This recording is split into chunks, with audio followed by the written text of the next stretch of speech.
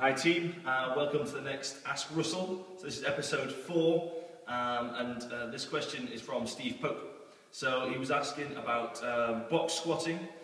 He plays rugby and he likes the box squat. It's good because it disrupts the stretch shortening cycle, but is that necessarily the best way to train squatting for rugby? Well, the long and short of it is, again, there's a couple of options. The box squat is a great exercise first off, so it can definitely be used, but it depends what you want to use it for as to whether it's the best exercise. So there's a couple of things we'll go through. So for me, there's a few different ways you can box squat, and then you've also got to think about how those fit your goals.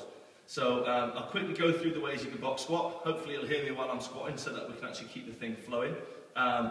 And then we'll talk about the kind of goals end of it and how it works for you, basically. So, obviously, you traditionally think box back squat.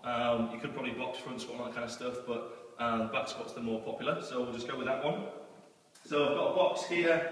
It's about 14 inches-ish high, and I'm looking to just get the crease of my hips below my knee, which is, just an accepted general good depth. If you can go ass to grass, then fine, but you'd struggle to get your box in there. So the first squat that I'll quickly show you is just literally just a touch and go off the box, and that's good for really just for showing people how deep they should be going. It just gives a little bit of feedback, it helps them sit back, just do a soft touch on the box, looking for just as light as possible, and then back up again. So it's a good way to sort of teach beginners how to, the right depth and the good positions, okay? So I'll quickly show you that one.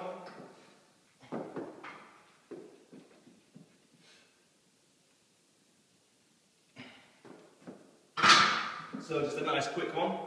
The second one is sit back, pause on the box but stay tight and then drive off that.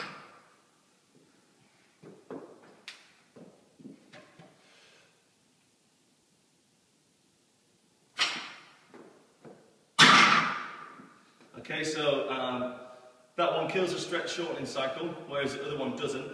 But you still stay tight, the muscles are still kept under tension. So it's easier to drive off it. And then the third style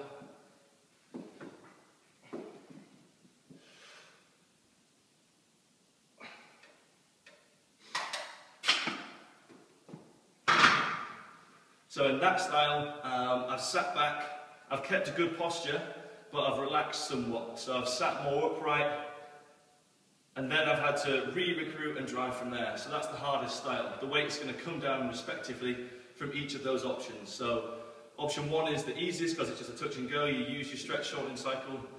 Option 2, you kill it, so you get less help, therefore it's going to be harder. And version 3, you've got to really try and relax to some extent, still keeping flat back, still keeping solid, driving it from there. So you've almost got your kind of options really beginner, intermediate, advanced, so to start off with from that. So, and how that affects your programming, is that good for rugby?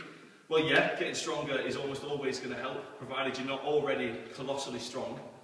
Getting stronger is going to help you produce force, which is probably going to help you run faster, jump higher, tackle harder, be more resilient, less likely to get injured. So it's going to be good for you. But if you're looking for a phase where you're looking for maximal force development as rapidly as possible, box squat may not be the best way to do it. So you wouldn't do your kind of sit and pause for ages type squat, whereas you would want to keep your stretch shortening cycle so it's nice continuous tension, use the elastic force of the muscle and drive straight out of that. Whereas with your box squat, if you're looking for just pure force development, so irrespective of the time, that might be a good option for it. So you're down to the box, pause for a second, stay tight, and then drive off that. It doesn't matter if it's a bit slow, because you can still just produce maximal force and get back up there. So in our programs in No Excuses at the moment, we've gone through, what I'm experimenting with is 3 phases of sort of motor quality. So phase 1 is just maximal force development, phase 2 is starting to utilise the stretch shortening cycle, and phase 3 we're looking to put it all together.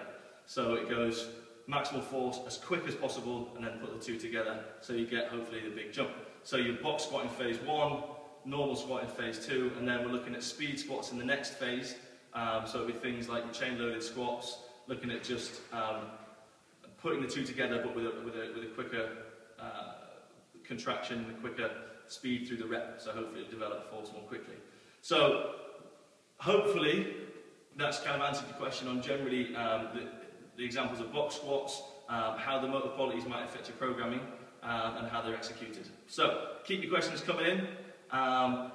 Episode 5 is going to be on ankle range of motion and a few stretches for that, and I look forward to getting some for episode 6 and 7. Cheers.